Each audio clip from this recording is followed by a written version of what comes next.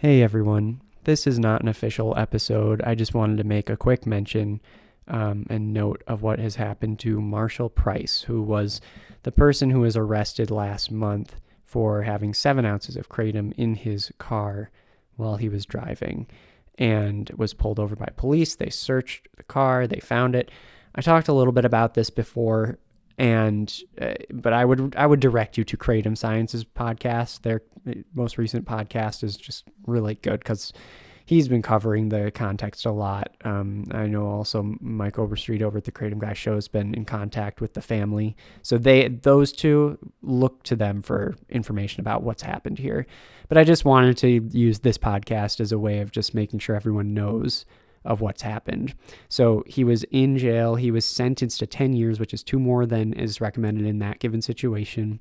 And he was sentenced to 10 years for carrying 7 ounces of kratom. And I would challenge anyone to find someone who uses kratom in complete and total moderation, who doesn't have around 7 ounces of kratom on them. He was not distributing kratom. And that's what he was sentenced for. He was found dead the other night, the morning, 2:37 a.m.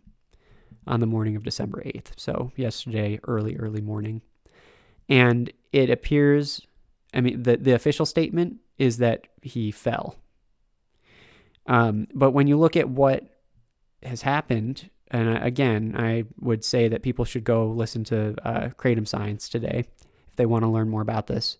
But he had a massive skull fracture, ruptured spleen, and several severely crushed ribs. So he, it appears, was beaten by the guards at the jail. And it's just so horrible for so many reasons. And the one that I'd like to highlight here, I'm not going to talk about this really at all. I'm just wanting to make sure people know about it. But the thing that I think is most important to know here is that this is just so unnecessary. It's so unnecessary. What is the point of this? With the arrest itself, the kratom should not be a factor in anything. Drug trafficking, are you kidding me? It's just a completely pointless arrest in that regard. And I'm only talking about the kratom here because I know he had a busted taillight, and I know that there were some outlying misdemeanor issues that were completely unrelated to that. But, his sentence was for the kratom. And so it's just completely pointless, this arrest. And it just makes his death even that much more unnecessary. And also, how terrible and brutal. And I feel so bad for the family. And I just wanted to say that I really wouldn't put it past guards of doing this.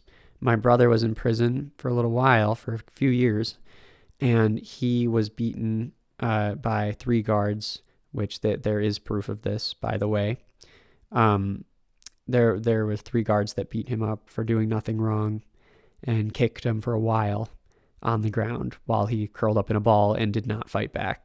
So I don't put it past these guards whatsoever, and I just hope justice comes back one day, because right now I don't see it anywhere.